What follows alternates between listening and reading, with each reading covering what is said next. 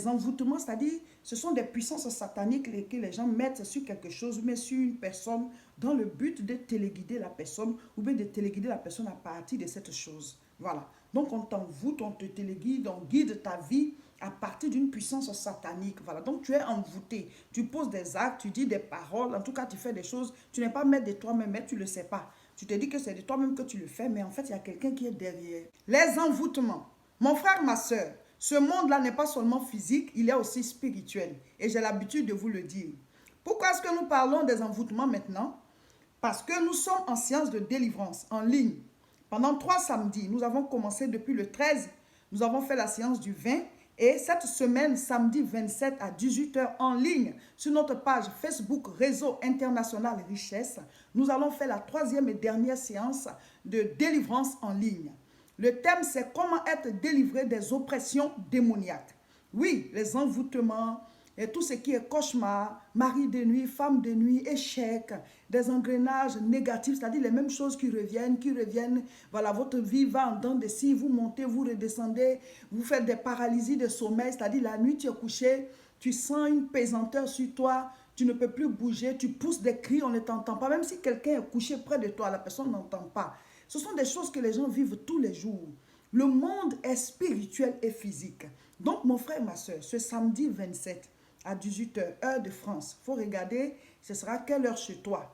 Et connecte-toi, c'est seulement sur Facebook. Notre page, c'est Réseau International Richesse. Ceux qui ne savent pas comment suivre en direct, vous venez sur la page d'accueil. Vous écrivez le nom sur Facebook, la page d'accueil, il y a la photo de mon époux et moi. Et vous faites défiler les publications. Vous allez nous voir en ligne, en direct. Vous cliquez dessus et c'est fini, vous êtes connectés. Ce n'est pas compliqué. Donc, mon frère et ma soeur, ce samedi 27, c'est la dernière séance. Et après, on va lancer d'autres thèmes. Donc, ne rate pas la dernière séance de la délivrance en ligne. On va la faire et après, on va lancer d'autres thèmes. Et par la grâce de Dieu, une autre fois, on reviendra encore sur la délivrance. Donc, aujourd'hui, je vais vous parler des témoignages, voilà, des histoires d'envoûtement que les gens nous ont fait venir. C'est un jeune homme, un monsieur, voilà, un jeune homme qui raconte. Il dit que quand il a commencé ses études, il était très intelligent. À l'école primaire, il a eu de bons résultats. Au collège aussi, il a eu de bons résultats. Et il est rentré au lycée. Donc, il devait bientôt passer le bac. Et comme pendant les vacances, ils vont au village, il va aider ses parents pour faire les travaux champêtres. Donc, il dit, cette année-là, quand il est allé au village, il a senti qu'il a été envoûté. Il avait la deuxième épouse de son père. Il ne sait pas si c'est vraiment elle qui l'a fait ou bien si c'est quelqu'un d'autre qui a mis quelque chose dans le repas. Mais en tout cas, le repas avait été fait par cette femme. Et apparemment, cette femme ne l'aimait pas beaucoup. Elle n'aimait pas aussi sa mère, c'est-à-dire sa rivale. Et elle avait l'habitude, en tout cas, d'attaquer les gens en sorcellerie. Tout le monde la connaît dans le village. Et donc, vous savez que les coépouses, aujourd'hui, celle-ci prépare, après l'autre aussi prépare. Donc, elle a fait à manger et il s'est trouvé que lui, il a mangé ce plat-là. Mais il dit que après avoir mangé, il a senti que quelque chose était entré dans son corps. C'est pas que dans la nourriture, il a découvert quelque chose, non. Mais il a senti que quelque chose était entré dans son corps. Il dit à partir de ce moment-là, lui, malgré son âge, il a commencé à faire pipi au lit. La même nuit, là, ça a commencé. Donc, au départ, il croyait que c'était juste un accident. Il dit, mais qu'est-ce qui se passe? Le pipi, il a surpris et il s'est levé brusquement. Il est allé aux toilettes. Il dit, mais qu'est-ce qui m'arrive? C'était un chamboulement comme ça. C'est-à-dire, sa vie a été chamboulée à partir de cet instant. C'était le début de quelque chose comme ça. Et donc, maintenant, chaque nuit, il devait faire attention parce que l'urine le surprend toujours. Il y en a un peu qui verse sur lui et il doit courir pour aller aux toilettes. Et il dit, à partir de là, il a commencé à sentir qu'il est malade. Il sent quelque chose qui se promène dans son corps jusqu'à ce que la rentrée arrive. Il en a parlé à son père, à sa mère. Ils lui ont donné les médicaments. Eux aussi, ils ont cherché à le traiter, mais ça n'allait toujours pas. Et à la rentrée, il est retourné à l'école parce qu'il devait passer le bac. Il a fait échec au bac cette année-là parce qu'il n'a pas compris ce qui lui est arrivé. Il étudie, il ne retient pas. Pendant qu'il est en train d'étudier, il a des vertiges. En tout cas, ça a été une année difficile. Pourtant, c'était un élève très intelligent. Il a dû reprendre le bac. Il a repris, Dieu merci, il a eu le bac. Mais ses études à l'université présentement, c'est la catastrophe. Il dit non, c'est comme si on lui a enlevé carrément l'intelligence. Il ne sait même pas s'il va pouvoir terminer ses études. Il dit, je sais que j'ai été envoûté. Ce jour-là, le plat que j'ai mangé, depuis ce jour, je ne me suis plus retrouvé, je n'ai plus retrouvé ma santé, je n'ai plus retrouvé ma vigueur. Il dit même quand il va au champ avec son papa, il n'arrive pas à travailler. Il y a une lenteur qui est maintenant en lui, au niveau même de son intelligence. Il oublie des choses. C'est comme si on lui avait enlevé une partie de la tête. Oh mes frères, mes sœurs, Satan est mauvais. Et il utilise des êtres humains autour de nous. Des gens qui sont comme s'ils sont devenus maintenant des démons en chair. Ils sont sans sentiment. Ils sont prêts à détruire les autres, faire du mal, pas jalousie. Ils ne veulent pas voir l'évolution, ils ne veulent pas voir la bénédiction autour d'eux. Vous devez vous mettre en Dieu totalement. Et donc ce jeune homme, c'est maintenant que il est en train de s'intéresser à la vie chrétienne, il est en train de s'intéresser à la Bible, il est en train de s'intéresser à la prière, à intégrer une église et tout ça. Et je lui ai dit, je l'encourage à aller. J'ai dit, mon frère, c'est la seule solution. C'est la seule option qui te reste. La dame dit que l'histoire se passe à son service, là où elle travaille. Son patron a plusieurs personnes qui travaillent dans l'entreprise et c'est lui qui est le chef. Et elle est la secrétaire. Mais il se trouve qu'il y a quelqu'un d'autre qui est dans la société qui, en fait, dirige le patron. C'est ce que lui dit que le patron fait. Et ils ne comprennent pas. Même s'ils sont en train de causer entre collègues, s'il dit quelque chose, il dit, moi, c'est ce que j'ai dit là que le patron va faire. Dans tous les cas, c'est ce qu'il va faire. Et elle, étant la secrétaire, elle s'est rendue compte qu'il vient souvent au bureau du patron. Et elle sent qu'il y a un certain parfum qu'il met.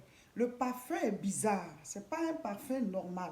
Parce que chaque fois qu'il vient avec ce parfum, elle sent qu'il y a une odeur, il y a une autre odeur dans ce parfum-là qui n'est pas nette. Mais quand il va rentrer dans le bureau du patron avec ça, quand il ressort comme ça, les décisions que le patron va commencer à prendre, ce sont que de mauvaises décisions. Et c'est souvent des choses desquelles le monsieur il avait déjà parlé. Pour dire que si moi je dis telle ou telle chose là, c'est ce que le patron va faire. Et donc c'est comme si finalement, c'est lui qui dirige l'entreprise. Vous voyez, ça par exemple, c'est un envoûtement. C'est un envoûtement parce que le parfum que le monsieur met, la dame sent quelque chose de pas net dedans. Mais on peut se dire que c'est juste une coïncidence. Peut-être son parfum ne sent pas bon. Ça peut être une coïncidence. Mais ce qui prouve que c'est un envoûtement, c'est que le monsieur dit, ce qu'il va dire là, c'est ce que le patron va faire. Mais pourquoi le patron arrive à faire ce qu'il dit? Une fois en passant, ça peut arriver, on peut dire qu'il a donné de bons conseils au patron, mais chaque fois qu'il y a une décision à prendre, ce qu'il va dire à ses collègues, là, lui fait juste un tour dans le bureau. On ne sait pas ce qu'il va raconter, mais le patron est pris. Tout de suite, les décisions vont commencer à tomber. Quand vous êtes en entreprise, vous devez savoir que vous, en tant que chrétien, vous, en tant qu'enfant de Dieu, vous avez votre rayonnement. Vous avez la lumière de Dieu sur vous. Jésus a dit, vous êtes la lumière du monde. Donc, vous devez faire le combat spirituel. C'est-à-dire que tu es dans une entreprise et tu te rends compte que les décisions, les bonnes décisions qui doivent venir pour que tout le monde soit bien, il y a toujours quelqu'un peut-être qui manipule le patron. Toi, tu as le pouvoir. Tu as le pouvoir de changer cela. Parce que la Bible dit, ce que vous allez lier sera lié, ce que vous allez délier sera délié. Si lui, il peut venir lier le patron pour que le patron dise les choses que lui, il a prévues, toi, tu as le pouvoir de le délier, le pauvre patron. Tu as le pouvoir de le délier pour qu'il soit maître de lui-même et qu'il puisse prendre les décisions qu'il a prévues. Souvent, quand il y a une bonne personne qui est quelque part, il y a toujours un mauvais qui vient se greffer, qui vient se mettre là pour que la bonne personne qui a une position d'autorité puisse faire, c'est-à-dire prendre les décisions qui arrangent le mauvais. Faites très souvent la remarque. Quand il y a une autorité qui est bien, il y a toujours un mauvais à côté. Et ce mauvais-là veut que ce soit ses décisions. Oh, ce n'est pas lui le patron, hein, mais il veut diriger l'autre. Donc là, par exemple, c'est un cas d'envoûtement. Le patron est envoûté en permanence par le gars. On ne sait pas si vraiment c'est le parfum, mais c'est quelque chose d'autre. Mais en tout cas, le gars, il sait comment il manipule le patron au point de dire aux collègues que ça, ce qu'ils sont en train de dire là, c'est ce que le patron va dire. Et il fait un tour, il revient et le patron dit ça vraiment. Et on a l'impression que le gars, il est dirigé, il est téléguidé. C'est comme s'il n'a pas de force devant ce travailleur-là. Pourtant, c'est lui le patron. La troisième histoire d'envoûtement, c'est encore l'histoire d'une dame Elle dit que son mari est envoûté en permanence par sa grande sœur, la grande sœur de son mari. Alors, ils vivent dans un pays africain et son mari, en tout cas, il a des moyens. Et au village, il a construit des grandes maisons. Et sa grande sœur à lui, elle est dans la maison là-bas au village parce qu'ils ont perdu les parents. Et la dame, elle dit que son mari et elle sont en ville, elle aussi. Elle est couturière, voilà. Donc, elle a son atelier, tout va bien. En tout cas, ils sont installés, ça va. Mais son problème, c'est cette belle-sœur-là. Elle a fait tout pour s'entendre avec elle, mais la dame la voit comme une rivale. Et donc, pour peu de choses, elle doit quitter au village. Elle va ramener la nourriture, elle va ramener des denrées alimentaires. Et quand elle arrive, elle doit faire à manger elle-même pour son frère. Et c'est qu'elle a fait à manger. Il faut que son frère mange ça. Ce jour-là, il ne doit pas manger le plat de sa femme. Et donc, elle a dit qu'elle a l'impression que chaque fois que son mari mange les plats de sa grande sœur, là, l'atmosphère à la maison change. Jusqu'ici, chaque fois que la dame vient en visite en ville et qu'elle fait à manger pour donner à ce monsieur, les jours qui suivent, il aura des problèmes entre son mari et elle. Et il aura des problèmes au travail pour son mari. Il aura des situations difficiles avec les enfants. Son mari s'énerve pour rien. Quel que soit ce que les enfants demandent, ça va devenir une histoire. Il va se mettre à les maudire. Et puis, après ça, on va apprendre que oui, il s'est remis avec sa maîtresse. Ça dit, chaque fois que la dame fait un tour chez eux, avec ses repas qu'elle vient préparer là, ça termine toujours mal dans son couple. Elle dit que ça ne la dérange pas que la grande sœur vienne voir son frère en ville. C'est son frère. Ça ne la dérange pas aussi que si elle veut faire à manger. Mais les résultats, chaque fois que le monsieur mange les plats, puis il y a des plats qui sont spécialement pour lui, et puis lui aussi ne peut pas dire non, puis il mange là. Voilà. Ça crée toujours des problèmes. Donc, elle s'est rendue compte qu'il y a un envoûtement dans la nourriture. Donc, elle, la grande sœur, là, c'est comme ça qu'elle veut téléguider la vie de son frère. Donc, elle vient de temps en temps pour l'envoûter. Et elle dit que, la dame dit que s'ils ont des décisions, qu'ils ont pris des décisions, si sa sœur vient, tout va changer. S'il a décidé de faire des choses pour sa femme, si sa soeur vient, tout va changer. Elle est comme une rivale pour elle. Elle la combat. Elle dit partout que oui, son frère, il a souffert. Ils ont souffert. Aujourd'hui, celle-ci, elle est venue. C'est elle qui est en train de profiter. Alors que son petit frère s'occupe bien d'elle. Elle a tout ce qu'il faut. Mais elle est en permanence en train de s'opposer à cette soeur-là. Alors, quand tu es dans une telle situation-là, ta cible, ce n'est pas la femme, ce n'est pas ta belle-soeur, ta cible. La Bible dit, nous n'avons pas à lutter contre la chair et le sang. Éphésiens chapitre 6, nous lisons à partir du verset 11. Revêtez-vous de toutes les armes de Dieu afin de pouvoir tenir ferme contre les ruses du diable.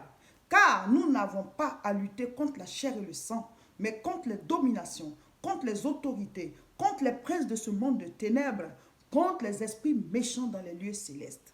Amen. Et il ajoute, c'est pourquoi revêtez-vous. Prenez toutes les armes de Dieu afin de pouvoir résister dans le mauvais jour et tenir ferme après avoir tout surmonté. Voilà, c'est clair. Donc, elle doit faire la différence entre sa belle-sœur et l'esprit qui manipule sa belle-sœur. Sa cible dans la prière, ce n'est pas sa belle-sœur. On n'a pas à lutter contre la chair et le sang, mais contre les dominations, les autorités, les esprits méchants dans les lieux célestes.